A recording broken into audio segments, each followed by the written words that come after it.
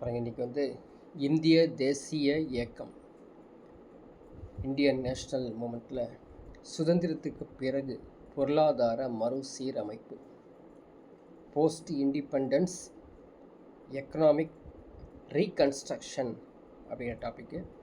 So இந்த டாப்பிக்கில் இண்டிபெண்டன்ஸுக்கு அப்புறம் அக்ரிகல்ச்சர் பாலிசி எப்படி இருந்தது, லேண்ட் ரீஃபார்ம்ஸ் கொண்டு வந்தாங்க, 5 இயர் பிளான்ஸ் கொண்டு வந்தாங்க, அதே மாதிரி ரூரல் டெவலப்மெண்ட்டில் நிறைய ஸ்கீம்ஸ் கொண்டு வந்தாங்க. அதுக்கப்புறம் இண்டஸ்ட்ரியல் ரெவல்யூஷன் சொல்லக்கூடிய நியூ இண்டஸ்ட்ரியல் பாலிசி, அதுக்கப்புறம் LPG, liberalisation, privatisation and globalisation. So actually இந்த டாபிக் எங்கே இருக்குது, எந்த ஸ்டாண்டர்டில் இருக்குது அப்படிங்கிறது பார்க்கலாம். ஸோ இதான் இந்தியன் நேஷ்னல் மூமெண்ட்டுடைய கண்டென்ட். ஸோ வரிசையாக டாபிக் பார்த்துட்டு வந்துட்டுருக்கோம். இப்போது நம்ம எங்கே பார்க்குறோம் அப்படின்னு பார்த்தீங்கன்னா, போஸ்ட்டு இண்டிபெண்டன்ஸ் எக்கனாமிக் ரீகன்ஸ்ட்ரக்ஷன் அப்படிங்கிற டாப்பிக்கு 9th சாப்டராக வந்துடுதுங்க.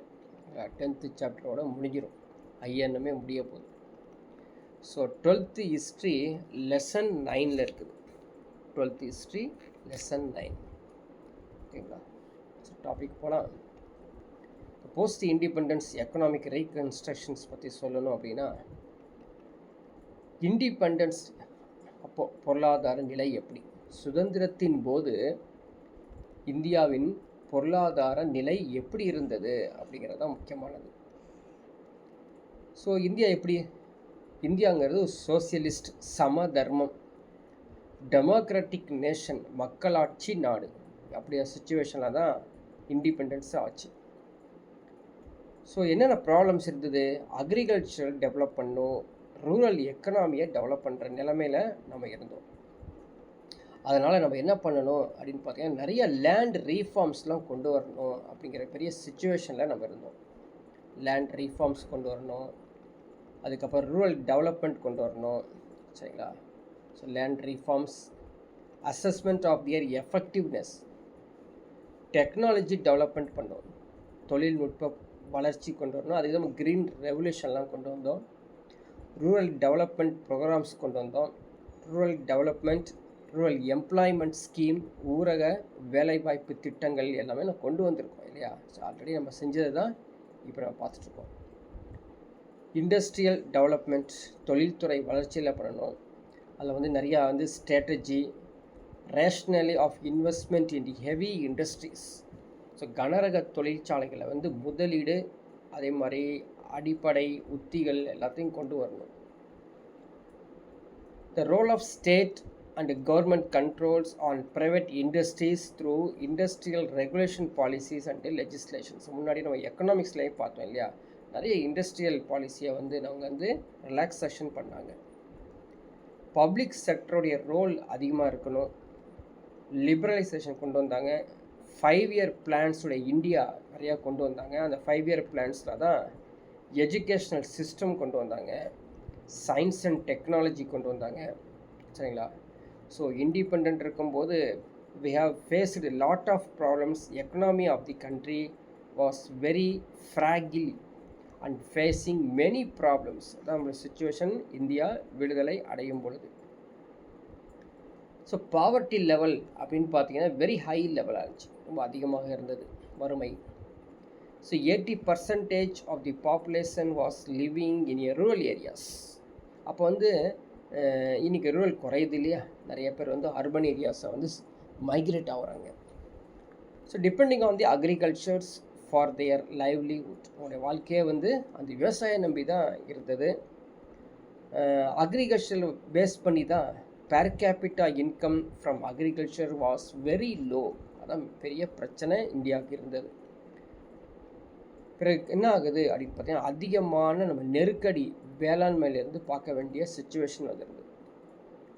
Agriculture was also characterised by semi feudal relations between land owners and cultivators or peasants who were often exploited by the land owning classes. நிறையா நில உடைமையாளர்கள் இருக்காங்க, அவங்க பயிரிடுவோர், விவசாயிகள் எல்லாத்துக்கும் இடையே பெரும் பிரச்சனைகள்லாம் இருந்தது. நிறைய நிலங்கள்லாம் விவசாயிகள் சுரண்டப்பட்டாங்க.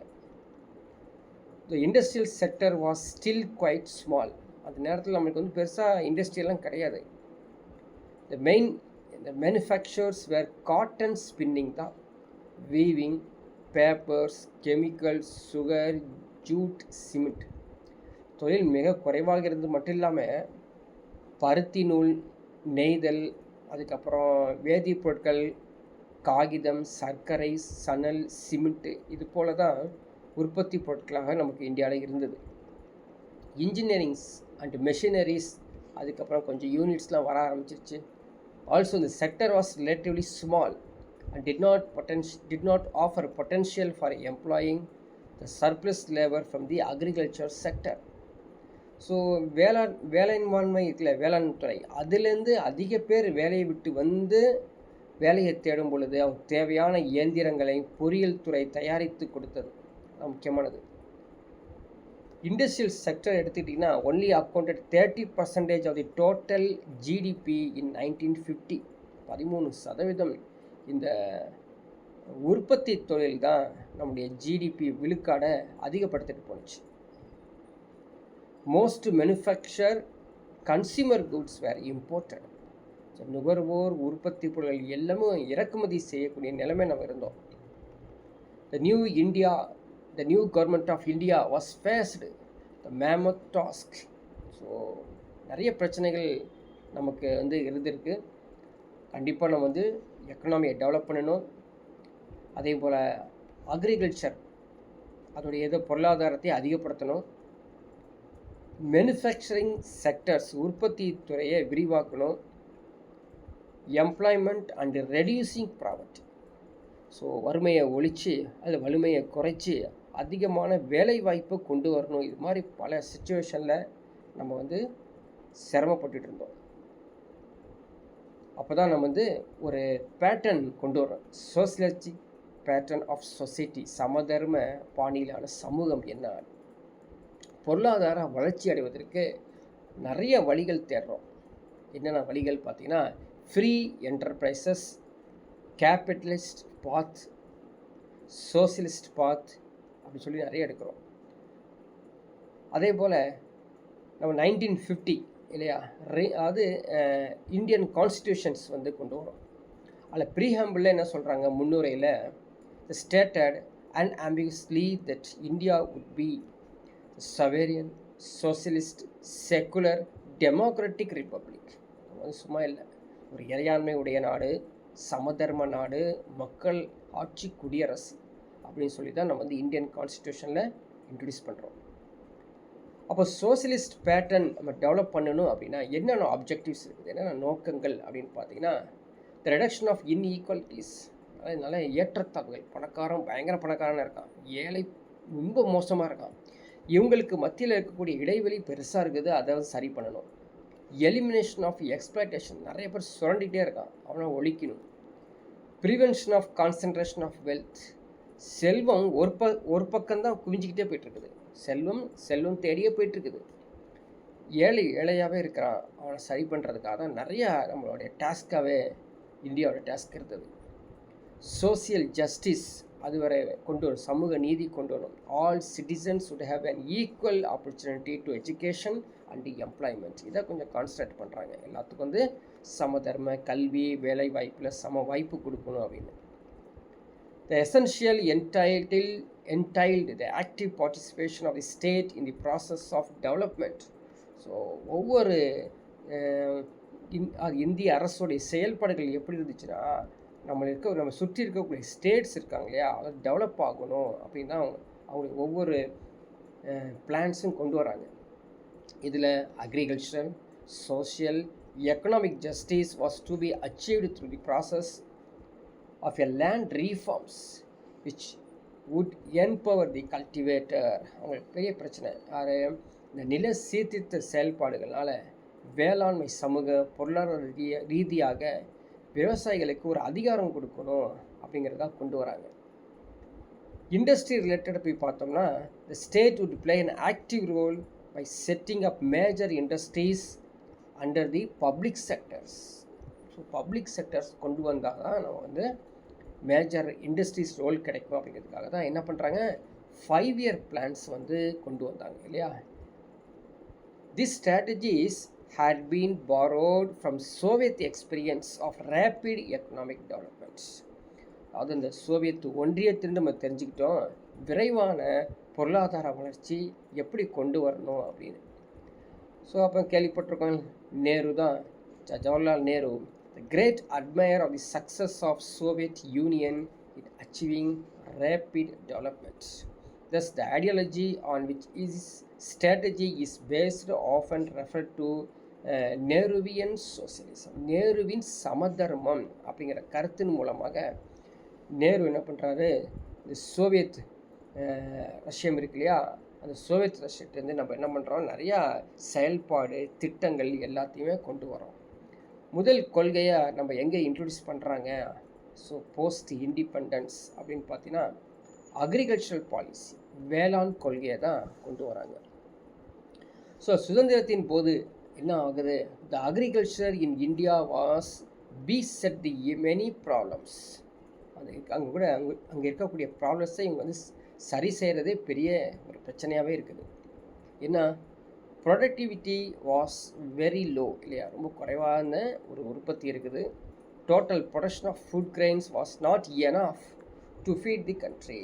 ஸோ மக்களுக்கு வந்து உற்பத்தி செய்யக்கூடிய அந்த உணவுப் பொருட்கள் பத்தாமலே இருக்குது. The large quantity of food grains had to be imported. So நம்மகிட்ட காசு இல்லை, அதே நேரத்தில் இறக்குமதியும் செஞ்சு ஆகணும் நிலைமையில இருக்கும், இல்லைன்னா பஞ்சத்தை நோக்கி போயிட்டுருக்கோம் காலகட்டம். Nearly 80% of the population depend on agriculture of their livelihood இல்லையா. அதை முன்னாடியே பார்த்துட்டு வந்தோம். 80% மக்கள் வந்து விவசாயத்தை நம்பியே இருக்கிறாங்க. அவங்களுடைய வருமானம் மிகவும் குறைவாக இருக்குது. அவங்க வந்து அவங்களுக்கு வந்து டிஸ்யூஸ்டு அன்எம்ப்ளாய்மெண்ட்ஸ். ஸோ வேலை இருக்கிற மாதிரி இருக்குது, ஆனால் சம்பளமும் இல்லை. கேட்டால் என்னப்பா செய்கிறேன், விவசாயம் செய்கிறேன் அப்படின்னு சொல்லுவாங்க, ஆனால் சம்பளம் இருக்காது, காசு எது பொருளாதார வசதிகள் எதுவுமே இல்லாமல் இருக்கும்.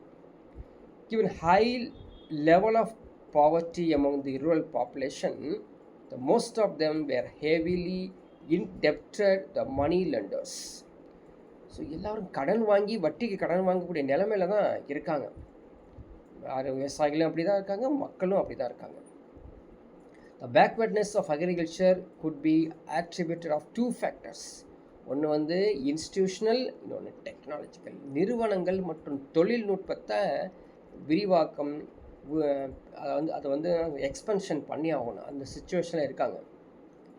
இன்ஸ்டிடியூஷனல் ஃபேக்டர்ஸ் என்ன பண்ணுறாங்க, to the social and economic relations that prevailed particularly between the land owning classes and cultivating classes. அங்கே ரெண்டு சமுதாயம் இருக்காங்க இல்லையா. ஒருத்தர் வந்து பொருளாதாரம் வச்சுருக்கான், இன்னொருத்தர் வந்து நிலங்கள் அதிகமாக வச்சுருக்கான். ரெண்டு பேர்த்தையும் நம்ம வந்து அண்டர்ஸ்டாண்ட் பண்ணணும், அட்ஜஸ்ட்மெண்ட்டும் பண்ணி ஆகணும். டெக்னாலஜிக்கல் ஃபேக்டர்ஸ் சரிங்களா, அவங்களுக்கு வந்து பெட்டர் சீட்ஸ் கொடுக்குறது, அதே மாதிரி கல்டிவேஷன்ஸ்க்கு வந்து இம்ப்ரூவிங் மெத்தட்ஸ் கொடுக்குறது, அது ஃபெர்டிலைசர்ஸ் நல்ல ஒரு கெமிக்கல் ஃபெர்டிலைசர்ஸ் கொடுக்குறது, அதே மாதிரி அக்ரிகல்ச்சருக்கு வந்து மெஷினரிஸ் கொடுக்குறது, ஹார்வெஸ்டர் கம்பைன்ஸ் கொடுக்குறது, ப்ரொவிஷன் ஆஃப் இரிகேஷன் சிஸ்டம் கொடுக்குறது, இது மாதிரி நிறையா வேலைகள் செய்யணும் அப்படின்னு கொண்டு வராங்க. That's why the government has decided to tackle the institutional drawbacks first. Begin the program of land reforms to improve the condition in agriculture.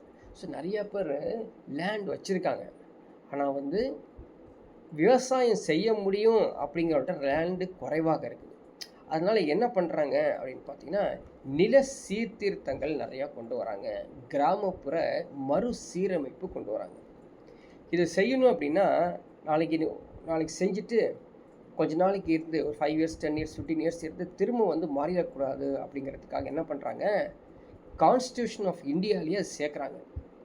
State subject கொண்டு வராங்க. அது agriculture was a state subject, ஒரு மாநில பாடமாக கொண்டு வந்து each state had to pass laws relating to land reforms individually. ஒவ்வொருத்தரும் தனித்தனி மாநிலமும் நில சீர்திருத்த தொடர்பான சட்டங்களை இயற்ற வேண்டும்ங்கிறது தான் இந்தியன் கான்ஸ்டியூஷனில் கொண்டு வந்துடுறாங்க. While the basic forms of land reforms was common among all the states, there was no uniformity in the specific terms of land reforms legislations among the states. நிறைய நில சீர்திருத்த சட்டங்கள் விதிமுறைகள்லாம் ஒரே ஒரே அது எல்லா மாநிலங்களுக்கும் ஒரே மாதிரி இருக்காது இல்லையா, கொஞ்சம் கொஞ்சம் மாற்றங்கள் இருக்கும், அதையும் ஏற்றுக்கிறாங்க. அப்படி ஆல்ரெடி கொண்டு வந்த அந்த சிஸ்டம்ஸ் நம்ம ஆல்ரெடி பிரிட்டிஷ் இந்தியா இருக்கும்போது zamindari system, tenancy reforms, land ceiling, zamindari சிஸ்டம்ஸை வந்து ஒழிக்கிறாங்க, அபாலிஷன் பண்ணுறாங்க. அதே மாதிரி டெனன்சி ரீஃபார்ம், குத்தகை சீர்திருத்தத்தை கொண்டு வராங்க. லேண்ட் சீலிங் ரொம்ப ரொம்ப முக்கியமானது. அதாவது ஒருத்தர் வந்து எவ்வளோ தான் லேண்ட் வச்சுருக்கணும், மீதி இருக்கவங்க வந்து லேண்ட் இல்லாதவங்களுக்கு கொடுத்துடணும் அப்படிங்கிற மாதிரி நிறையா ரீஃபார்ம்ஸ் கொண்டு வராங்க. அதில் ஜமீன்தாரி அபாலிஷன் என்ன பண்ணுறாங்க பாருங்கள். The manifesto of the Indian National Congress party even before independence, அவங்களுடைய மேனிஃபெஸ்டோலே இருக்குது ஐஎன்சி உடையது, நாங்கள் வந்தால் ஜமீன்தாரி ஒழிப்பு பண்ணுவோம் அப்படின்னு. In public opinion, these jamindaris were considered to be a decadent, extravagant, unproductive class who were living on unearned incomes. அதாவது இந்த ஜமீன்தார்கள் ஒழிப்பு முறை இருக்கு இல்லையா, அது கொண்டு வந்து பொது கருத்து எடுக்கிறாங்க. ஜமீன்தார்கள் ஒரு நலிந்த ஊதாரித்தனமான மற்றும் உற்பத்தி செய்யாத வகுப்பினர் இருக்காங்க பார்த்தீங்களா, அவங்க தான் யார், அவன் சும்மாவே உட்காந்து இந்த ஜமீன்தார் அப்படிங்கிற பேரை வச்சுக்கிட்டு சாப்பிட்டு உட்காந்துருக்கிறான். இன்னும் சில மக்கள் கஷ்டப்பட்டுக்கிட்டே இருக்காங்க, அவங்க யாருன்னா விவசாயிகள். அதனால் த அபாலிஷிங் தேர் ப்ரிவிலேஜஸ், இந்த சலுகைகள்லாம் கிடையாது, இவனுக்கு வந்து உட்காந்து சாப்பிட்றது, இவன் தான் ஜமீன்தார் அப்படிலாம் கிடையாது. Restoring land to the cultivators was therefore a prime objective of the கவர்மெண்ட்டோடைய முக்கியமாக என்னாச்சு, விவசாயிகளுக்கு நிலத்தை மீட்டு கொடுக்கணும். உத்தரப்பிரதேஷ், மத்திய பிரதேஷ், பீகார், மദ്രാஸ், அஸ்ஸாம், பாம்பே எல்லா பக்கம் என்ன பண்ணுறாங்க, இந்த electoral laws abolishing the zamindari system even before the constitution was framed. இதை பேஸ் பண்ணி இந்த ஜமீன்தாரி ஒழிப்பு முறையை கொண்டு வராங்க. The land taken away from the zamindars was distributed among the tenants. The provincial legislature also recommended the amount of compensation to be paid to the zamindars. ஜமீன்தார்களிடமிருந்து பறிக்கப்பட்ட நில குத்தைகள் எல்லாத்தையும் என்ன பண்ணுறாங்க, அங்கே மாகாண சட்டமன்றங்களுக்கும் ஜமீன்தார்களுக்கும் வழங்கப்பட வேண்டிய இழப்பீடுகள்லாம் கொடுத்து அதான் தொகையை வந்து மாற்றுறாங்க. Zamindars in various part of the country challenge the constitutionality of the zamindari abolitions laws in court. சரிங்களா, ஸோ கோர்ட்டுக்கு போனாலும் இதை வந்து நிற்காது, ஏன்னா அரசியலமைப்பு சட்டத்தை எதிர்த்து யாரும் நீதிமன்றத்துக்கு போக முடியாது. The government then passed the two amendments of the constitution. The first, the amendment in 1951. சரிங்களா, இதை நோட் பண்ணி வச்சுக்கணும். இங்கே நம்ம தி எக்ஸாமினேஷன் பாயிண்ட் ஆஃப் வியூலேயே ஸ்டார்ட் பண்ணுவோம். த ஃபஸ்ட் அமெண்ட்மெண்ட் வந்து 1951. ஃபோர்த்து அமெண்ட்மெண்ட் சீர்திருத்தம் 1955. முதல்ல வந்து 1951 சீர்திருத்தங்கள் கொண்டு வந்தாங்க. ஃபஸ்ட்டு சட்ட திருத்தங்கள். அதே மாதிரி 4வது சட்ட சீர்திருத்தம் 1955 கொண்டு வந்தாங்க. Finally the zamindari abolition was completed by 1956. 1956 சுத்தமாக முடிஞ்சிருச்சு. ஏன்னா 1951 1955 கொண்டு வந்ததுக்கப்புறம் 1956 இந்த ஜமீன்தாரி ஒழிப்பு முழுவதுமாக நிறைவடைந்தது. என்ன பண்ணுறாங்க, the most successful of the land reforms, about 30 lakh tenants and sharecroppers gained ownership of the 62 lakhs hectares of land. அதாவது அந்த சுமார் 30 லட்சம் குத்தகைக்காரர்கள் மற்றும் பங்குதாரர்கள் 62 லட்சம் ஹெக்டேர் நிலத்தை வந்து உரிமையை வந்து பெற்றாங்களாமா. ஸோ யார் இருக்கவங்க எல்லாத்துக்கும் கொடுத்துட்றாங்க, அவங்கள வந்து கல்டிவேஷன்ஸ்க்காக பண்ணுறாங்க. ஸோ இந்த கல்டிவேஷன் தான் நம்ம என்ன சொல்கிறோம், பர்சனல் கல்டிவேஷன், அதாவது தனிப்பட்ட சாகுபடி. அவங்க வந்து அவங்களுடைய நிலத்தில் அவங்களால எவ்வளோ முடியுமோ வந்து உற்பத்தி செய்வது தனிப்பட்ட சாகுபடி. The institution of Jamandari was dismantled. The many landowners continued the possession of vast tracts of the land. ஜமீன்தார்னு சொல்லிட்டு நிறுவனம் வச்சுட்டு ஓட்டிகிட்டு இருக்கோம், எல்லாமே வந்து நிலப்பரப்புகளாக பிரிச்சிடுறாங்க. இப்படி இந்த ஜமீன்தாரி ஒழிப்பு நடந்துருது. பிறகு பாருங்கள், இந்த குத்தகையை கொண்டு வராங்க, குத்தகை சீர்திருத்தம், டெனன்ஸ் ரீஃபார்ம்ஸ் கொண்டு வராங்க. இதில் பார்த்தீங்கன்னா nearly half of the total cultivated land in India was under tenancy. நிறையா வந்து கிட்டத்தட்ட பாதிக்கு மேலே இருக்கிறதெல்லாம் இந்த பயிரிடப்பட்ட நிலத்தை வந்து குத்தகைக்கு எடுக்க ஆரம்பிச்சிடுறாங்க. It was common the large land owners to lease out the land to tenants. So இது மட்டும் இல்லாமல் இந்த பெரும் நில உரிமையாளர்கள் நிலத்தை வந்து குத்தகையாளர்களுக்கு குத்தகை விடுவதே ஒரு வழக்கமே இருந்தது. எல்லாம் வந்து அவங்க இந்த இடத்த குத்தகை எடுத்துக்கங்க அப்படின்னு சொல்கிற மாதிரி ஆச்சு. நில உரிமையாளர்கள் என்ன பண்ணுறாங்க, அவங்க வாடகை வாங்குறாங்கல்ல, அந்த வாடகைலேருந்து 50% மேற்பட்ட அதிகமாக வாடகை கொடுத்து விளை பொருள்கள்லாம் வாங்க ஆரம்பிச்சிடுறாங்க. இப்போ tenancy could also evicted a short notice, always lived under the some uncertainty. குத்தகைகள் குறுகிய அறிவிப்பில் மூலம் வெளியேற்றப்படுவதால் மேலும் எப்போதும் சில நிச்சயமற்ற நிலையிலே அவங்க வாழ்கிறாங்களாமா. ஸோ டெனன்சி ரீஃபார்ம்ஸ் தான் இப்போ இந்த பிரச்சனைக்காக கொண்டு வரும்போது 2 அப்ஜெக்டிவ்ஸ்க்காக இந்த டெனன்சி கொண்டு வராங்க. ஒன்று வந்து பாருங்கள், to empower the cultivators by protecting them against the land owners. நில உரிமையாளர்களிலிருந்து விவசாயிகளை பாதுகாப்பதன் மூலம் அவர்கள் அதிகாரம் வழங்குதல். இரண்டாவது என்ன அப்படின்னு பார்த்தீங்கன்னா, to improve the efficiency land use based on the assumption that tenancy was inefficient. குத்தகை முறை திறனற்றது. அனுமானத்தின் அடிப்படையில் சில பயன்பாட்டில் வந்து செயல்திறனத்தை வந்து மேம்படுத்துகிறாங்களாமா. ஸோ இது ரெண்டும் ஒரு முக்கியமான அப்ஜெக்டிவாக எடுத்துகிட்டு, land owners rarely had any incentives to invest the improving land and were there interested only in deriving an income from their land.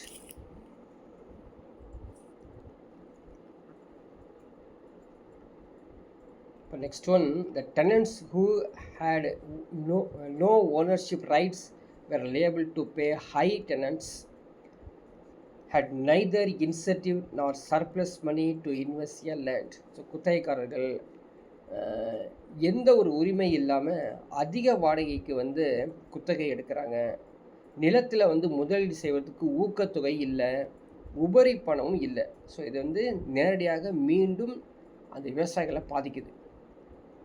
அப்போ தான் சட்டங்கள் கொண்டு வராங்க.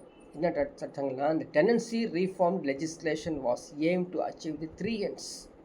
குத்தகை சீர்திருத்த சட்டம் 3 நோக்கங்களாக கொண்டு வரப்படுது. ஒன்று, ரெகுலேட் தி ரெண்ட், வாடகையை வந்து ஒழுங்குபடுத்துறது. Secure the rights of the tenant, குத்தகைக்காரர்களின் உரிமைகளை வந்து பாதுகாக்கிறது. To confer the ownership rights on the tenants by expropriating the land of the land owners. நில உரிமையாளர் நிலத்தை வந்து அபகரிப்பதன் மூலம் குத்தகைக்காரர்களுக்கு உரிமைகளை வழங்குறது தான் இந்த 3 நோக்கத்தை அடிப்படையாக கொண்டு லேண்ட் ரீஃபார்ம்ஸ் கொண்டு வராங்க. இந்த லேண்ட் ரீஃபார்ம்ஸ்லாம் கொண்டு வரும் பொழுது அக்ரிகல்ச்சர் செக்டர் என்னாச்சு அப்படின்னு பார்த்தீங்கன்னா, ஹேட் சர்ப்ளஸ் த லேபர். அதான் பிரச்சனை. லேபர்ஸ் வந்து நிறைய பேர் இருக்காங்க, உபரியாக இருக்காங்க. Whereas land was resource in short supply. நிலங்கள் குறைவாக இருக்குது, வேலை செய்யறதுக்கு அதிகமாக இருக்கான். The price control did not work in situation when the demand exceeded the supply. When tenancy reforms laws were announced, அந்த குத்தகை சீர்திருத்த சட்டம் கொண்டு வராங்க. கொண்டு வந்து பார்த்தா, many landowners claim to have taken back their land for personal cultivation. தனிப்பட்ட சாகுபடி வந்து திரும்ப பெற்றதாகவும், the tenants were only being the employed as a labor to work the land. So இது மாதிரி நிறையா குத்தகைக்காரர்கள் நிலத்தை வந்து வேலை செய்வதற்காக தொழிலாளர்களை மட்டுமே பயன்படுத்தக்கூடிய நிலைமையும் அவங்களுக்கு இல்லாமல் இருக்குது. லேண்ட் ரீஃபார்ம்ஸ் மெஷர்ஸ் இனிஷியேட்டட் இன் கேரளா, வெஸ்ட் பெங்கால் மெட் த ரீசனபிள் சக்ஸஸ். அந்த பக்கம் வந்து இந்த கேரளாலையும் மேற்கு வங்கத்திலும் தொடங்கப்பட்ட இந்த நில சீர்திருத்த நடவடிக்கைகள் ரொம்ப வெற்றி அடைஞ்சிருச்சு. இதை பேஸ் பண்ணி என்ன பண்ணாங்க அப்படின்னு பார்த்தீங்கன்னா, நில உச்சவரம்பு கொண்டு வந்தாங்க. ஸோ ஒவ்வொருத்தரும் எவ்வளோ தான் வச்சுருக்கணும் நிலம் அப்படின்னு கொண்டு வராங்க. The laws was passed after 950 to enforce it. உடனே இது கொண்டு வராங்க 1950. நம்ம தமிழ்நாடோட நிலைமையை பார்த்தீங்கன்னா, இந்த இம்ப்ளிமெண்டட் ஃபஸ்ட் டைம் இன் 1961 தான் அவங்க இம்ப்ளிமெண்டே பண்ணுறாங்க தமிழ்நாட்டில். Until 1972, there was a ceiling on the extent of land the landholder could own. After 1972, the unit was changed to family. தமிழ்நாட்டில் எப்படிங்க 1961 அந்த சீர்திருத்தம் கொண்டு வராங்க. அதாவது உச்சவரம்பு சீர்திருத்தம், நில உச்சவரம்பு. 1972 வரை பார்த்தா நில உரிமை சொந்தமான வைத்திருக்கக்கூடிய அந்த நிலத்தை வந்து உச்சவரம்பு ஒன்று கொண்டு வந்து ஒரு குடும்பத்துக்கு எவ்வளோ நீங்கள் வச்சுக்கணும் அப்படிங்கிற மாதிரி கொண்டு வராங்க. இது மட்டும் இல்லாமல் deciding the extent of land under the land ceiling was complex exercise since the land was not of uniform equality.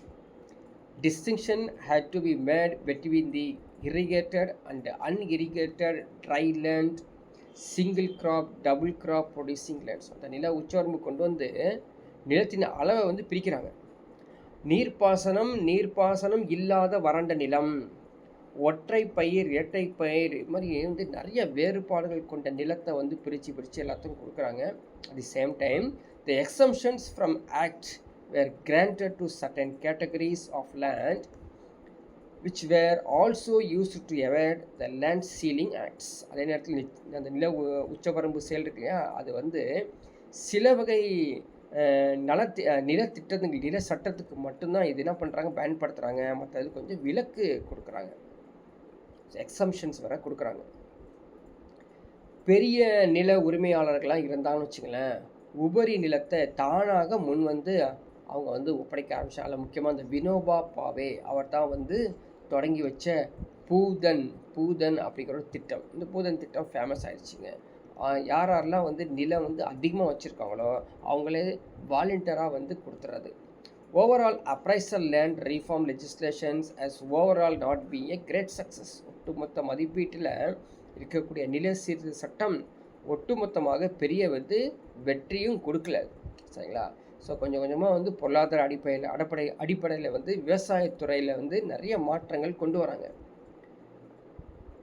So in terms of social justice, abolition of semi-federal system of zamindari has been effective. இது வந்து ஜமீன்தாரி சிஸ்டமில் ஒழிச்சிட்டு அது கொண்டு வந்த land reforms கொண்டு வந்து எல்லாம் வந்து ரொம்ப டைட்டாக அந்த லாஸ் வந்து இன்ட்ரடியூஸ் பண்ணிட்டு கொண்டு போயிட்டுருக்காங்க. இப்போது இந்தியாவுடைய அக்ரிகல்ச்சர் டெவலப்மெண்ட் ஆகிருக்குதா, ஓரளவுக்கு தான் ஆகிருக்குது, பெரிய சக்ஸஸ் நடக்கவே இல்லை. அப்போ தான் என்ன பண்ணுறாங்க, பசுமை புரட்சி, கிரீன் ரெவல்யூஷன் கொண்டு வராங்க. இதுதான் அந்த டெவலப்மெண்ட் ஆஃப் அக்ரிகல்ச்சர். ஸோ நம்முடைய விவசாயம் துறை ஒரு பல்மடங்கு வளர்ந்துருக்குது அப்படின்னா அந்த பசுமை புரட்சி தான். பசுமை புரட்சி நடக்கும்போது நம்ம படிச்சிருக்கோம் இல்லையா, அந்த 5 years பிளான்ஸு, கிரீன் ரெவல்யூஷன்ஸ் நடக்கும்பொழுது பசுமை புரட்சி எப்போ நடந்ததுங்க, ஒரு பக்கம் வந்து பாகிஸ்தான் வார், சைனா வார்லாம் நடந்துட்டு இருக்குது. அப்போ வந்து நம்ம எந்த ஒரு 5 years பிளான்ஸையும் வந்து எனாக்ட் பண்ண முடியல. அப்படி இருக்கும்போது இந்தியாவுக்குள்ளே நம்ம என்ன செஞ்சோம், இந்த கிரீன் ரெவல்யூஷனை கொண்டு வந்தனால பன்மடங்கு நம்ம உற்பத்தி அதிகப்படுத்தணும். சர்ப்ளஸ் ப்ரொடக்ஷன் ஆயிடுச்சுங்க. மக்கள் எத்தனை பேர் இருக்காங்களோ, பாப்புலேஷன் எவ்வளோ இருக்காங்களோ அதை விட அதிகமாக நம்ம உற்பத்தி செஞ்சுருக்கோம்னு சொல்லி பசுமை புரட்சியில் பார்த்தோம். இது எப்போ நடந்தது பார்த்தீங்கன்னா 1960s செனரியோ, அந்த மத்தியில் தான் இது நடக்குது. இந்த கிரீன் ரெவல்யூஷனில் என்ன ஆகுது பார்க்கலாம். உணவுப் பொருட்கள் இறக்குமதி செய்வதில் அந்நாடு பெரும் செலவு பண்ணுறாங்க. அதாவது சாப்பாடு இப்போ வழி இல்லை அப்படின்னா உடனே இறக்குமதி தான். அப்போது இந்த கிரீன் ரெவல்யூஷன் மூலமாக 1965 ஹை ஈல்டிங் வேரிட்டி HYV அப்படிங்கிறத கொண்டு வராங்க. Select areas well endowed with irrigations, நிறைய நீர்ப்பாசனம் பகுதியை தேர்ந்தெடுத்து கோதுமை, அரிசி, இந்த விதைகளெல்லாம் கொண்டு வந்து முளைக்க வைக்கிறாங்க. ஹை ஈல்ட் வேரிட்டிஸ், அதிகமாக மகசூல் கொடுக்கக்கூடியது. இந்த HYV விதைகள் இருக்குது பார்த்தீங்களா, அது நிறைய தண்ணீர் மற்றும் டிராக்டர்கள், ரசாயன உரங்கள், பூச்சிக்கொல்லிகள்லாம் பயன்பாடு தேவைப்பட்டுச்சு. அதையும் டெவலப் பண்ணாங்க. ஸோ லார்ஜ் ஸ்கேலில் என்ன பண்ணாங்க, இந்த HYV இருக்கு இல்லையா, அதை வந்து all over India, all over country வந்து இந்த சீட் அக்ராஸ் பண்ணுறாங்க. ஸோ அப்படி பண்ணும்போது என்ன லார்ஜ் ஸ்கேலில் பண்ணும்போது த கிரீன் ரெவல்யூஷன் அப்படின்னு சொல்கிறோம். நிறையா வந்து உணவுப் பொருள் உற்பத்திக்கு நம்ம நாடு அச்சீவ் ஆயிடுச்சு. Within 20 years the India achieved self sufficiency in food production. The total rice production increased from 35 million tons in 1960-61 to 104 million tons 2011 and 2012. Wheat production 11 million tons to 94 million tons during the same period. சரியான உற்பத்தி. நிறைய கோதுமையும் அரிசியும் நம்பி தான் நம்ம வந்து சாப்பாடே இருக்குது. அதுவே வந்து அதிகமான உற்பத்தியை இந்த பசுமை புரட்சி மூலமாக கொண்டு வந்துட்டோம். அப்போ நம்ம வந்து உற்பத்தி திறனையும் அதிகப்படுத்திக்கிட்டோம். Large reserve stock food grains, நம்ம உற்பத்தி பண்ணிட்டோன்னு சொல்லி உற்பத்தி நிறுத்தவே இல்லை. என்ன பண்ணாங்க, அது கிழங்கு உற்பத்தி செய்ததை கொள்முதல் தானியங்கள்லாம் கொள்முதல் செஞ்சு வேர் ஹவுஸ் நிறையா ரெடி பண்ணிக்கிட்டோம். Reserve stock. இந்த வேர் ஹவுசஸ் யார் ரெடி பண்ணாங்க? இந்த ஃபுட் கார்பரேஷன் ஆஃப் இந்தியா இருக்காங்க பார்த்தீங்களா, அவங்க தான் இது நிறைய வேர் ஹவுசஸ் கொண்டு வந்தாங்க. பிறகு அந்த ஃபுட் கிரெயின்ஸை நம்ம வந்து பிடிஎஸ் மூலமாக, பப்ளிக் டிஸ்ட்ரிபியூஷன் சிஸ்டத்தில் மூலமாக அதை வந்து விநியோகமும் செய்ய ஆரம்பிச்சிட்டோம். அப்போ எல்லாத்துக்கும் எல்லா நடவடிக்கையிலும் நம்மளுக்கு வந்து உணவுப் பொருட்கள் கிடைக்க ஆரம்பிச்சிருச்சு. மற்றொரு அம்சம் என்னென்னா, பால் மற்றும் முட்டை உற்பத்தியும் அதிகமாக, அதான் மில்க் ப்ரொடக்ஷன்ஸ்லாம் அதிகமாகிடுச்சு. So white revolution mean time கொண்டு வந்தோம். அப்போ க்ரீன் ரெவல்யூஷன், ஒயிட் ரெவல்யூஷன்லாம் very very successful terms increasing the food production of India. It has also had some negative outcomes. சில எதிர்மறையான விளைவுகள் உண்டு. எப்போயும் பாசிட்டிவ் இருந்தால் எதிர்மறையான விளைவுகளும் ஃபேஸ் பண்ணாங்க.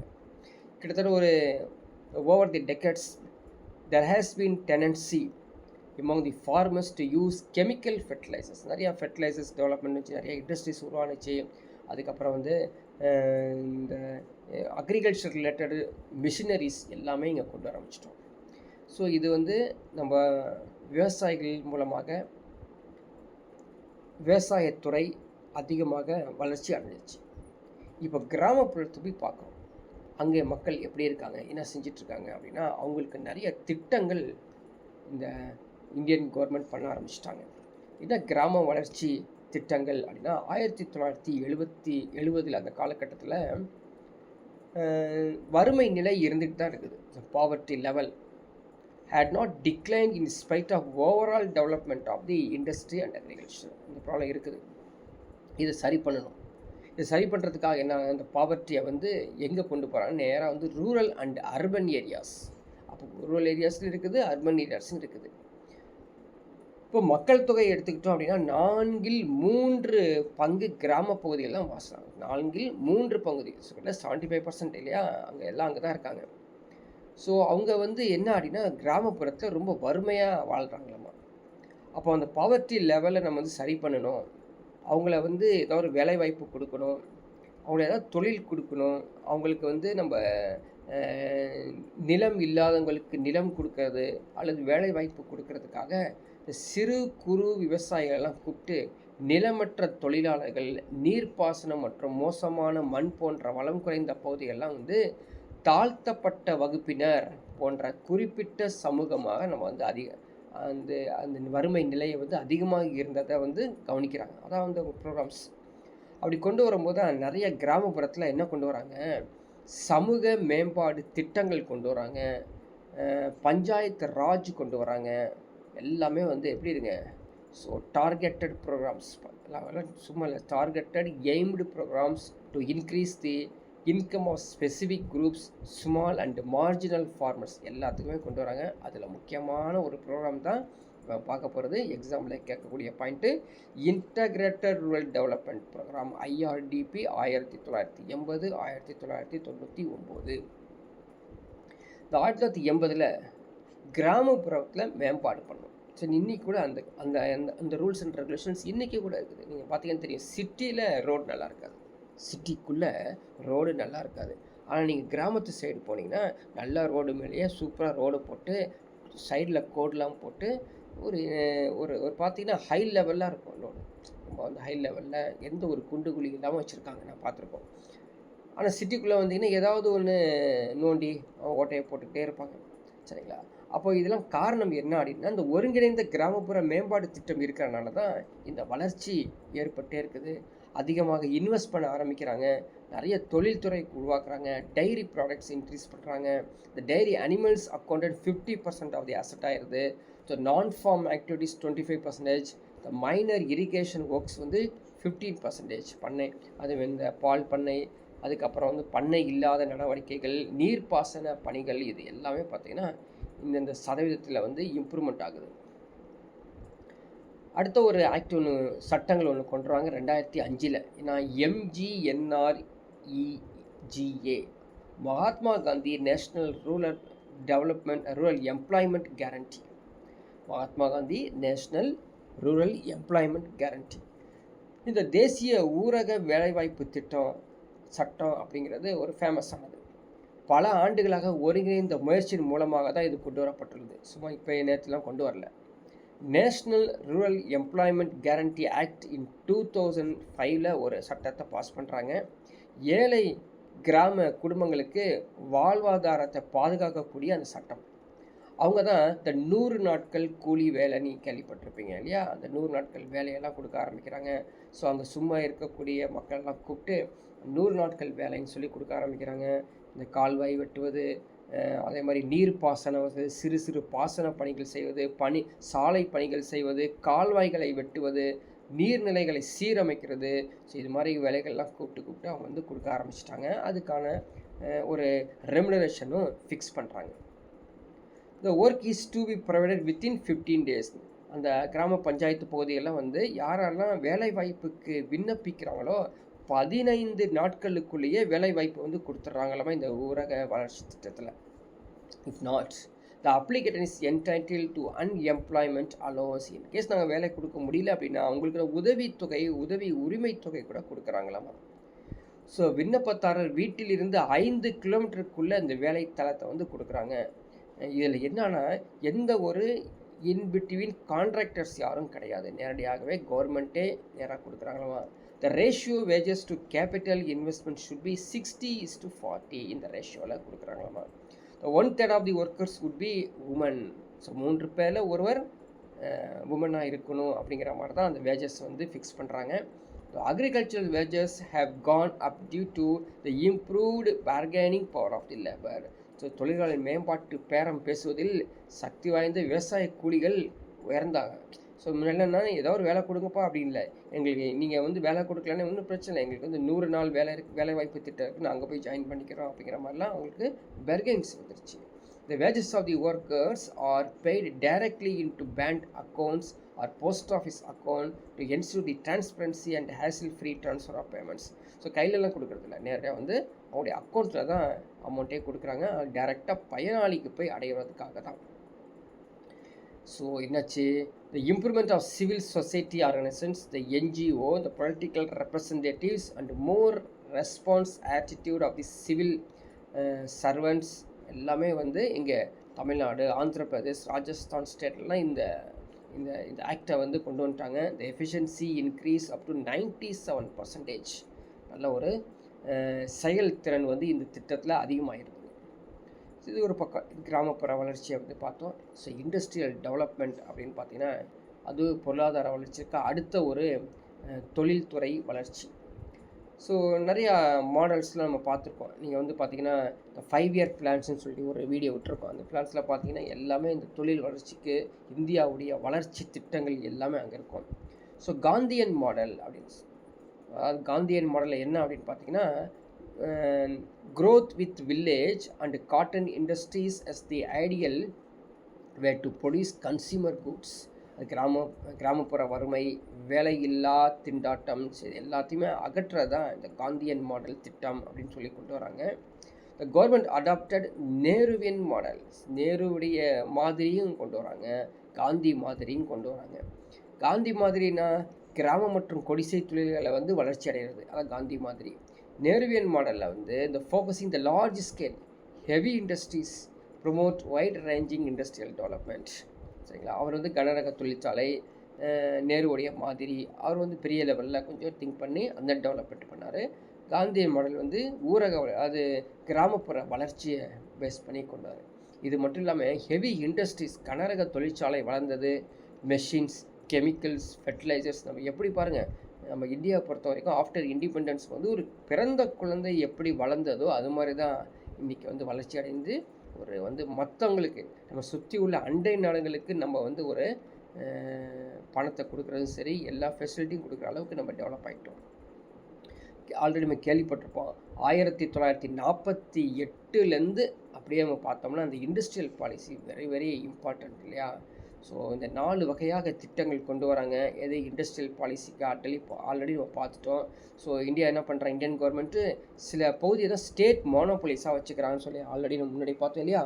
அட்டாமிக் எனர்ஜி, ரயில்வேஸ், ஆர்ம்ஸ், அம்யூனிஷன்ஸ்லாம் வந்து ஒரு நாங்களே நேரடியாக வந்து ப்ரொடக்ஷன் பண்ணுவோம், இல்லை யாருக்கும் வந்து தனியாருக்கு உரிமை கிடையாதுன்னு சொல்கிறாங்க. அதே மாதிரி 18 இண்டஸ்ட்ரீஸ் வந்து fertiliser, heavy chemicals, defence equipment, heavy மெஷினரிஸை வந்து கவர்மெண்ட் கண்ட்ரோலும் வச்சுக்கிறாங்க, கொஞ்சம் வெளியவும் கொடுக்குறாங்க இல்லையா. அதே மாதிரி industries both public and private செக்டர்ஸ்க்கும் கொஞ்சம் இண்டஸ்ட்ரியை கொடுத்து டெவலப் பண்ண வைக்கிறாங்க. இண்டஸ்ட்ரீஸ் சில இண்டஸ்ட்ரியும் தனியார் துறைக்கே நீங்கள் ஆரம்பிச்சுக்கலாம் அப்படின்னு கொடுத்துருக்காங்க. So 1956 so industrial policy regulations வந்து நம்ம ஏற்கனவே படித்தோம். இந்த பிரகாரம் தான் என்ன ஆகுது அப்படின்னு பார்த்தீங்கன்னா 3 ஸ்டேட் ஷெட்யூல் ஏ, ஷெட்யூல் பி, ஷெட்யூல் சி இண்டஸ்ட்ரீஸாக பிரிக்கிறாங்க. அதாவது ஷெட்யூல் ஏ அட்டவணை ஏ அப்படின்னா மாநில ஏகபகத்திய கீழ் அப்படின்னா அர்த்தம், மோனோபோலின்னு அர்த்தம். இவங்க மட்டும்தான் இப்போது ரயில்வே எடுத்துக்கிட்டோன்னா இந்த இந்தியன் கவர்மெண்ட் மட்டும் தான் வச்சுருக்க முடியும், யாரும் இந்த ப்ரைவேட் யாரும் இல்லைல்ல, அது மாதிரி. அதே மாதிரி ஆர்மி தயாரிக்கக்கூடியது இந்தியன் கவர்மெண்ட் மட்டும்தான். ஷெட்யூல் பி அப்படிங்கிறது என்னன்னா அரசு புதிய அலகுகளை தொடங்கலாம், தனியார் துறையும் அந்த அலகுகளை தொடங்கலாம். அந்த யூனிட்டை வந்து புதிய அரசும் கொண்டு வரலாங்க, அதே போல் தனியார் துறையும் கொண்டு வரலாம். ஷெட்யூல் சி அப்படிங்கிறது ரிமைனிங் என்னென்ன விட்டு போயிருக்கோ எல்லாமே கொண்டு வரலாம் அப்படின்னு. இதுக்காக தான் ஒரு ஒரு ஒரு ஆக்டே கொண்டு வந்தாங்க, இந்த இண்டஸ்ட்ரியல் டெவலப்மெண்ட் ரெகுலேஷன் ஆக்ட் 1951. இந்த சட்டத்தின் மூலமாக இப்போது இண்டஸ்ட்ரியல் பாலிசி வந்து டெவலப் ஆகிடுச்சு. பிறகு கொஞ்ச நாள் கழித்து 1973 மீண்டும் அடுத்த ஒரு கொள்கை கொண்டு வராங்க. அந்த வந்து பிராந்திய ஏற்றத்தாழ்வு, சரிங்களா, அது மாதிரி இருந்தது. கிராமப்புறம், பின்தங்கிய பகுதி, இங்கெல்லாம் வந்து நிறையா ஊக்குவிக்கணும் வளர்ச்சிக்காக சொல்லி கொண்டு வராங்க. 1980 வந்து அடுத்த ஒரு ஸ்டேட் பாலிசி, இந்த பாலிசி ஸ்டேட்மெண்ட் கொண்டு வராங்க, சரியா. அந்த கொள்கையின்படி காங்கிரஸ் அரசாங்கத்தால் அறிவிக்கப்பட்டது என்னென்னா சமச்சீர் வளர்ச்சி, எல்லா பக்கம் வந்து ஒரே மாதிரியாக வளர்ச்சி அடையணும் அப்படிங்கிறதுக்காக எல்லா துறைகளையும் கொஞ்சம் தனியார் துறைகள் கொண்டு வராங்க. இது மட்டும் இல்லாமல் பப்ளிக் செக்டர்ஸ் கொண்டு வராங்க, பொதுத்துறை நிறுவனங்கள். 1951 அதுக்கப்புறம் 2012 கிட்டத்தட்ட இருந்ததுங்க. எவ்வளோ 50க்கு மேற்பட்ட இருந்தது வந்து 225ஆக அதிகமாகிடுச்சு பப்ளிக் செக்டர்ஸ், பொதுத்துறை நிறுவனங்கள். கவர்மெண்ட் வந்து நிறையா சோசியலிஸ்டிக் பேட்டர்ன் எல்லாமே கொண்டு வராங்க. ஸோ லாங் டெவலப்பில் வந்து நிறையா சட்டங்கள்லாம் கொண்டு வந்து ப்ரைவேட் செக்டர்ஸ்க்கு ரெகுலேஷன்ஸ்லாம் கொண்டு வந்து என்ன பண்ணுறாங்க, இண்டஸ்ட்ரியல் டெவலப்மெண்ட் ஆயிடுச்சு. ஸோ இண்டஸ்ட்ரீஸ் சும்மா இல்லைங்க, நிறையா பிரிட்டன், ஜெர்மனி, ரஷ்யா அவங்கள்ட்ட வந்து இந்த டெக்னிக்கல் சப்போர்ட்லாம் எடுக்க வச்சாங்க. இப்போ அது மாதிரி இல்லைன்னு வச்சுக்கோங்க, நம்ம வந்து இன்றைக்கி ஹீரோ ஹோண்டான்னு கேள்விப்பட்டிருக்கேன். ஹீரோங்கிறது இந்தியா, ஹோண்டாங்கிறது வெளிநாட்டில் இருக்குது இன்னொரு கம்பெனி. அதே போல் வந்து அது மாருதி, சுசுக்கி, ஸோ இது மாதிரி நிறையா கம்பெனிஸ் வந்து நீங்கள் கேள்வி பார்க்கலாம். கவாசாக்கிங்கிறது வெளிநாட்டு ஒரு கம்பெனி, பஜாஜுங்கிறது இந்தியாவோட கம்பெனி. கொலாபரேஷன் பண்ணி நிறைய டெக்னாலஜி டெவலப்மெண்ட்லாம் நம்ம கொண்டு வந்து இன்றைக்கி வந்து பார்த்திங்கன்னா வெளிநாட்டிலே நேரடியாகவே அவங்களே முதலீடு செஞ்சிட்ருக்காங்க. இப்போ மாருதி சுசுகிங்கிறது வெறும் சுசுகின்னு வந்துட்டு இருக்குது இல்லையா. சரி, இந்த பப்ளிக் செக்டர் கொண்டு வரும் பொழுது என்னென்னா நெருக்கடி இருந்தது, இந்த crisis in public sector in industrial units அப்படின்னு பார்த்தீங்கன்னா இந்த 1990-91 ஞாபகம் மறக்கவே முடியாதையா.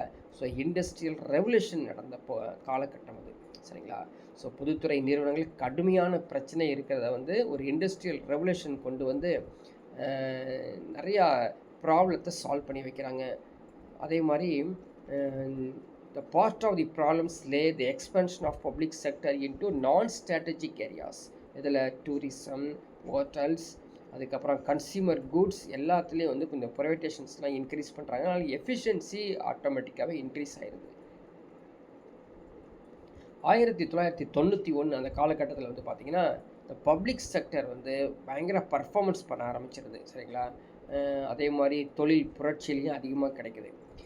இது ஒரு பக்கம். இன்னொரு பக்கம் இதுக்கு நடுவுலயே நிறைய 5 இயர்ஸ் பிளான்ஸை வந்து நம்ம இன்ட்ரோடியூஸ் பண்ணிகிட்டே இருக்கோம். அது வந்து நம்ம வந்து தனியாக தான் பார்க்குறோம் இல்லையா? அப்பப்போ பார்த்துக்கலாம். 5 இயர்ஸ் பிளான்ஸும் கொண்டு வந்திருக்காங்க. ஸோ 1950 அது செட்டப் பண்ணாங்க. இந்த பிளானிங் கமிஷன்ஸ் திட்டக்குழு மூலமாக. இன்றைக்கி அது இல்லை, திட்டக்குழு என்பது இப்போ இல்லை. அதுக்கு பதிலாக நிதி ஆயோக் அப்படிங்கிறது இருக்குது. ஸோ 1950 ஆரம்பிக்கப்பட்ட இந்த திட்டக்குழு இதை உட்காந்து திங்க் பண்ணி அக்ரிகல்ச்சரல் இண்டஸ்ட்ரீஸ், பவர், இந்த சோஷியல் செக்டர்ஸ், டெக்னாலஜி, க்ரோத் எல்லாத்துலேயும் வந்து அவங்க வந்து திங்க் பண்ணி ஒவ்வொரு 5ஆண்டு திட்டத்தில் என்னென்ன இலக்கை அடையணும் அப்படின்னு பார்க்குறாங்க. So first 5 year plans covered 1951 to 56. முதல்ல 5ஆண்டு திட்டம் எப்போங்க? 1951, 56.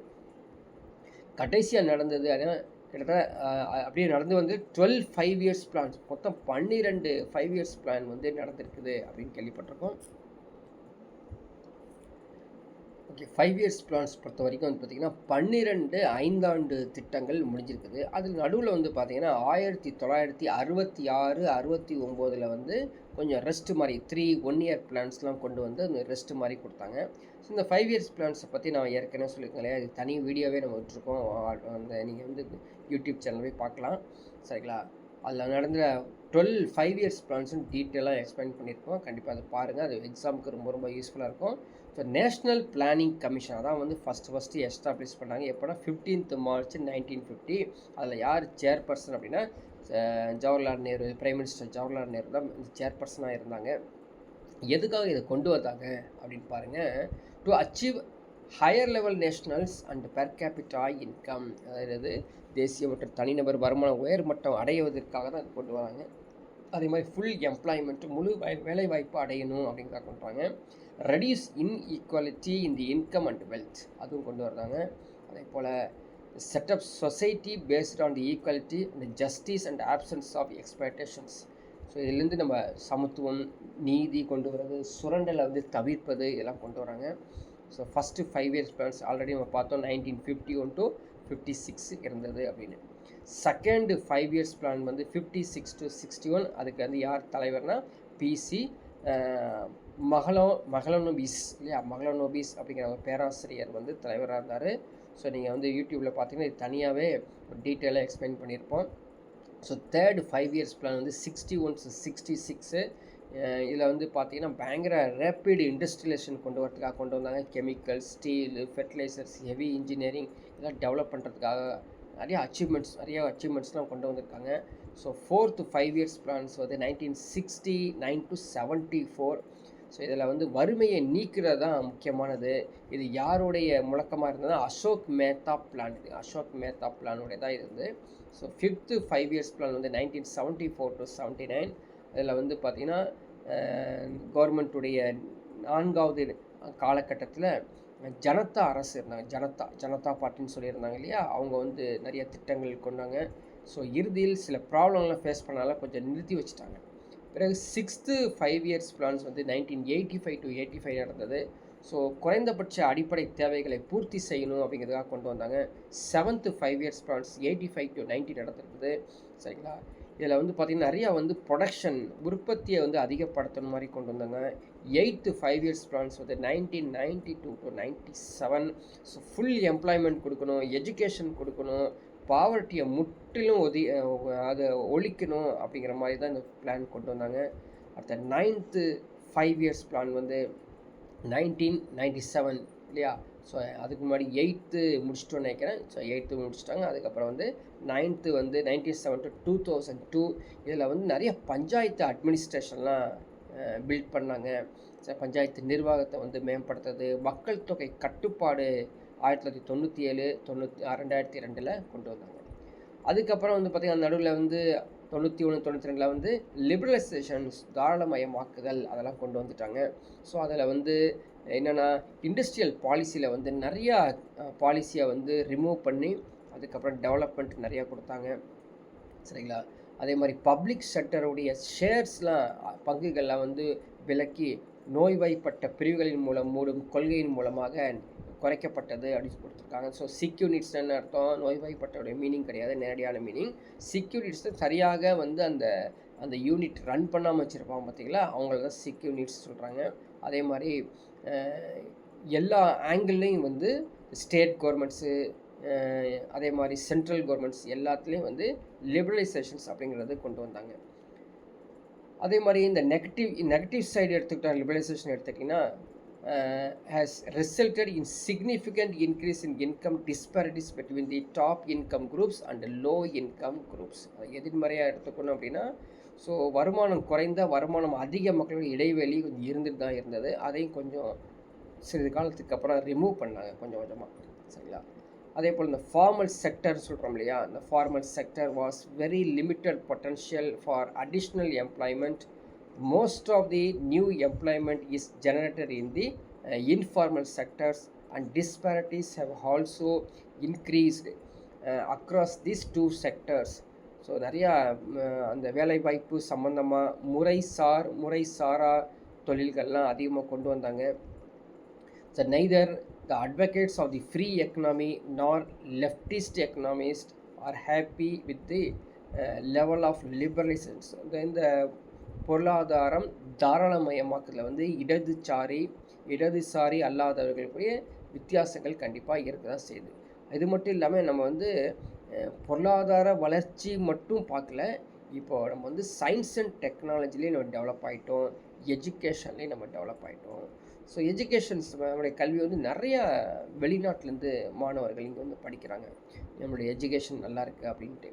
சரிங்களா? அது மட்டும் இல்லாமல் இங்கே இருக்கிறவங்களுக்கும் கல்வி, சுகாதாரம், சமூகத்துறைகளை வந்து நிறைய மேம்பாடுகள் கொடுத்துருக்காங்க. லிட்ரஸி லெவலை வந்து நம்ம இன்க்ரீஸ் பண்ணியிருக்கோம்னா பெரிய ஒரு அச்சீவ்மெண்ட்டு தான். ஸோ பாருங்கள், 18.3 100க்கு 20 பேர் கூட படிக்காமல் இருந்திருக்காங்க. இன்றைக்கி 100க்கு 80 பேர் படிச்சிருக்காங்க. சரிங்களா? 80 85லாம் நம்ம தாண்டிகிட்டு இருக்கோம். அது 74ங்கிறது 2011 ஃபிகர். இன்றைக்கி உள்ள ஃபிகர் எடுத்திங்கன்னா 85% நம்ம அச்சீவ் பண்ணிட்டோம். நிறைய பேர் படிக்கிறாங்க இல்லையா? ஸோ கல்வியை வந்து கண்டிப்பாக ஒரு 8 10வது வகுப்பு வரைக்கும் நீங்கள் ஃப்ரீயாகவே படிக்கலாங்கிறது தான் ஸ்டேட் கவர்மெண்ட்டுடைய பாலிசி, எஜுகேஷ்னல் பாலிசியே இருக்குது. Children dropping out the school mostly belong to the poor families இல்லையா, in rural, so urban areas. இதெல்லாம் வந்து ஓல்டு ஸ்டடி இல்லையா. நியூ ஸ்டடிலாம் எடுத்து பார்த்தீங்கன்னா இன்றைக்கி வந்து அந்த குழந்தைகள் காலை உணவு திட்டத்துக்குன்னே சொல்லி படிக்க வந்துடுறாங்க. இப்போ நிறையா அந்த தரவுகள்லாம் எடுத்து பார்த்தீங்கன்னு தெரியும். காலையில் போய் நாங்கள் போய் நான் ஸ்கூலில் சாப்பிட்டுக்கிறேன், நான் போய் ஸ்கூலில் போய் காலைல சாப்பிட்டுக்கிறேன் அப்படின்னு சொல்லி 8 8:30க்கெலாம் வந்து ஸ்கூலுக்கு போயிடுறாங்க. அங்கே போய் சாப்பிட்டுட்டு அப்படியே ரிலாக்ஸாக இருந்துக்கிட்டு இந்த சாப்பாடு கிடைக்குதுங்கிறதுக்காக ஸ்கூலே ஃபில் ஆகிட்டு இருக்காங்க. நிறைய ஏன் இது ஃபில் ஆகுதுன்னா அவங்களுக்கு வீட்டில் காசு இல்லையா, அவங்களால சாப்பிட முடியலை, அது ஒரு மேட்டர். நிறைய பேரண்ட்ஸ் வந்து என்ன பண்ணுறாங்க, காலை 7 மணிக்கு வேலைக்கு கிளம்பிடுறாங்க, அதனால் வந்து சமையல்லாம் செய்கிறதில்ல. இப்போ அதனால் என்னாச்சு அப்படின்னு பார்த்தீங்கன்னா, இந்த குழந்தைங்களுக்கு இந்த காலை உணவு திட்டம் வந்து ரொம்ப யூஸ்ஃபுல்லாக இருக்குன்ட்டு அங்கே போகிறனால இவங்க வந்து பேரண்ட்ஸ் வந்து காலை 7 மணிக்கு ஃப்ரீயாக போக முடியுது. ஸோ அதனால் என்ன, ஸ்கூலுக்கு வராமலே இருந்த குழந்தைகள் இன்றைக்கி அதிக பேர் ஸ்கூலுக்கு வராங்க. The various initiatives are being taken by the government to such a Sarva Shiksha Abhinaya SSA, so Rashtriya Madhyamik Shiksha Abhinaya, recently integrated schemes Samagra Shiksha Abhinaya. So நீங்கள் இதெல்லாம் வந்து பார்த்திங்கன்னா ஒரு 3 சிஸ்டம் தான் நீங்கள் கண்ணில் பார்க்குறீங்க. இன்னும் நிறையா சிஸ்டங்கள் இருக்குது. நீங்கள் வந்து எஜுகேஷ்னல் சிஸ்டம், இந்த நியூ எஜுகேஷ்னல் பாலிசி ஒரு பக்கம், முன்னாடி வந்து எஜுகேஷ்னல் சிஸ்டத்துக்கான சென்ட்ரல் கவர்மெண்ட் என்னென்ன திட்டங்கள் கொண்டு வந்தாங்க, ஸ்டேட் கவர்மெண்ட் என்னென்ன திட்டங்கள் கொண்டு வந்தாங்க, நெட்டில் சர்ச் பண்ணி நீங்கள் படிச்சுக்கணும். சயின்ஸ் அண்ட் டெக்னாலஜி இல்லையா, நம்ம இந்தியாவில் வந்து இன்றைக்கி சயின்ஸ் அண்ட் டெக்னாலஜியில் பயங்கர டெவலப்மெண்ட் ஆகிடுச்சு. ஸோ அப்பார்ட் ஃப்ரம் டுடேஸ் சினேரியா வந்து நம்ம பேச வேண்டாம். இன்றைக்கி வந்து நிறையா அமெரிக்காவுடைய வரிகள் அதிகமாக இருக்கிறனால டுடேஸ் சினேரியா கேன் பி சேஞ்ச், அதை விட்டுருங்க ஒரு பக்கம். நம்ம வந்து அச்சீவ் பண்ணியிருக்கிறத தான் பேச போகிறோம். ஆல்ரெடி அச்சீவ்டு தான். இன்றைக்கி நடக்கக்கூடிய பிரச்சனை நம்ம இன்றைக்கி பேச முடியாது. அதோட அஃபெக்ஷன் வந்து maybe 3 years after 4 years after இருக்கலாம். சரி, இந்தியாவோட நிலைமை வந்து பார்த்திங்கன்னா, அந்த science research institute India, so IISc, எல்லோரும் நம்ம என்ன கேள்விப்பட்டிருக்கோம், ஐஐடி தான் கேள்விப்பட்டிருக்கோம் இல்லையா. ஐஐடிஸ்ன்னு கேள்விப்பட்டிருக்கோம். ஐஐடிஸ் இருக்குது, என்ஐடிஸ் இருக்குது அப்படின்னு கேள்விப்பட்டிருக்கோம். அதெல்லாம் இருக்குது, ஓகே. ஆனால் ஐஐஎஸ்சி இருக்குது. ஸோ இதை பற்றி அது அருமையான இன்ஸ்டியூஷன்ஸ். இன்றைக்கி கவர்மெண்ட் ரிசர்ச் இன்ஸ்டியூட் அப்படின்ல இருக்கக்கூடிய ஸ்டூடெண்ட்ஸ் எங்கேருந்து எடுக்கிறாங்க, இந்தியன் இன்ஸ்டியூட் ஆஃப் சயின்ஸில் தான் எடுக்கிறாங்க.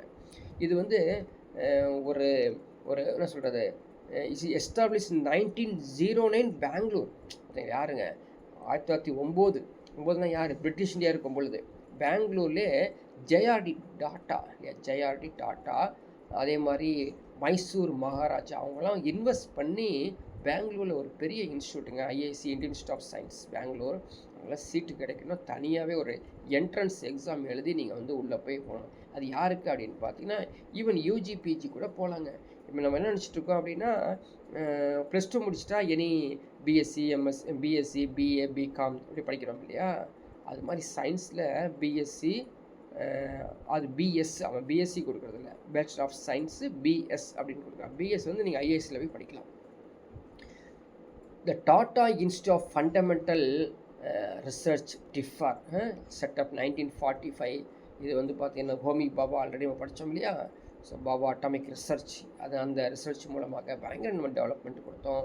நேஷ்னல் கெமிக்கல் லெபார்ட்டரி NCL இங்கே Pune, national physics laboratory new Delhi was situated.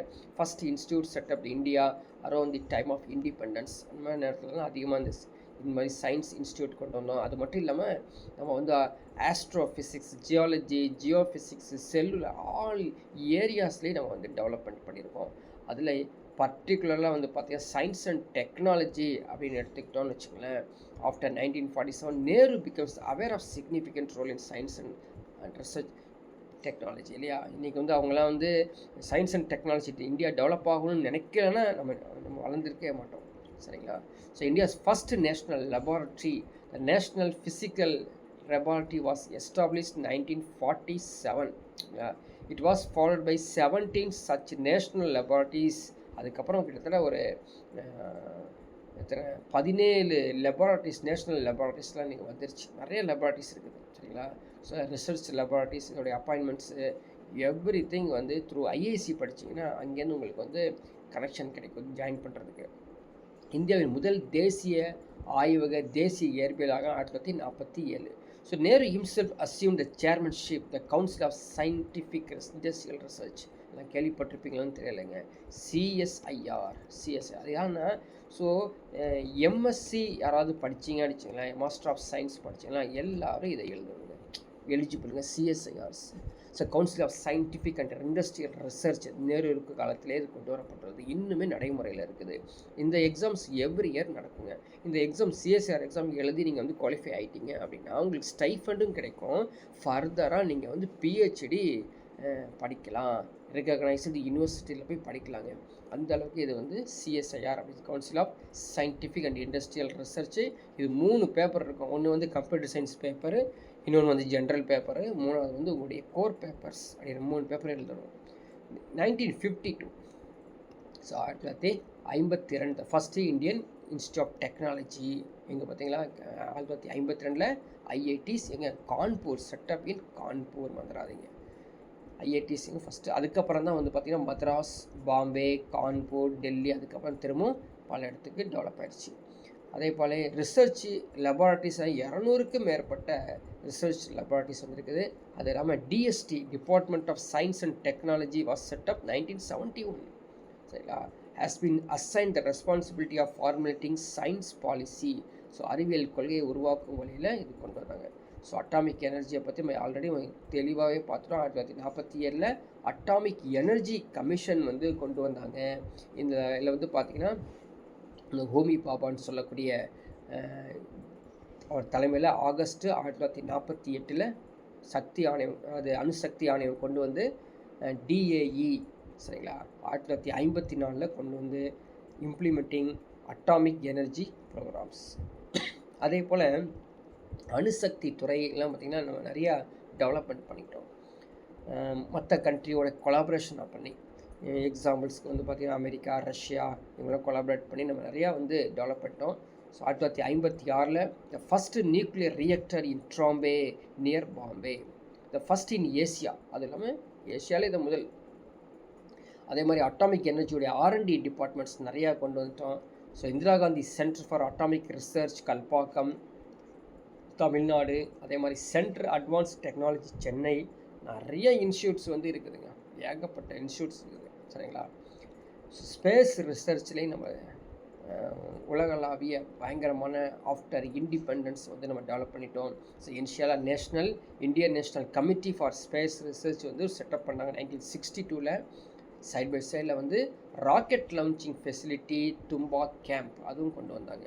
The first generation Indian satellite system INSAT-1 இருக்கு இல்லையா, the first setup towards implementing national requirements, தேவைக்கு ஏற்ப INSAT-1 கொண்டு வந்தாங்க. அதுக்கப்புறம் இஸ்ரோ ஒரு ஆர்கனைசேஷன்ஸ் உருவாக்குனாங்க, இந்தியன் ஸ்பேஸ் ரிசர்ச் ஆர்கனைசேஷன் உருவாக்கி த looks after activities in space science technology and applications, இந்திய விண்வெளி ஆராய்ச்சி நிறுவனம் உருவாக்கி அவங்க தான் இதை பார்த்துக்கணும் அப்படின்னு சொன்னாங்க. So Vikram Sarabhai space centre Thiruvananthapuram largest ISRO centres போயிருக்கணும். அது வந்து பார்த்திங்கன்னா அங்கே தான் வந்து இங்கே ஜேஇ அட்வான்ஸ் எக்ஸாம் எழுதி ஜேஇ மெயின் குவாலிஃபை ஆகி ஜேஇ அட்வான்ஸ் குவாலிஃபை ஆனதுக்கப்புறம் தான் நீங்கள் இந்த இஸ்ரோவில் போய் ஜாயின் பண்ண முடியும். அங்கே தான் வந்து காலேஜே இருக்குதுங்க இஸ்ரோவில். இஸ்ரோவுடைய எம்டெக் இல்லையா, எம்டெக் படிக்கக்கூடிய காலேஜ், பிடெக் எம்டெக் காலேஜ் வந்து ட்ராண்ட்ரமில் இந்த விக்ரம் சாராபாய் ஸ்பேஸ் சென்டரில் இருக்குது. ஒரு பெரிய ஒரு கேம்பஸ் இது. அதான் வந்து largest ISRO centres in country. they primarily responsible for indigenous and launch vehicle technology. நீங்கள் பார்த்தீங்கன்னு தெரியும், நிறையா பேர் வந்து அங்கேருந்து படித்தவங்க தான் இன்றைக்கி இஸ்ரோ தலைவராக இருப்பாங்க அப்படின்னு கேள்விப்பட்டிருப்பீங்க.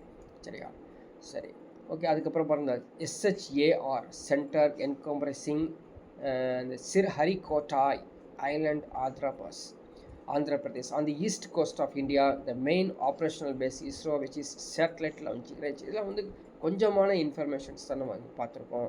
நிறைய இன்ஃபர்மேஷன்ஸ் இந்தியாவோட டெவலப்மெண்ட் இருக்குது.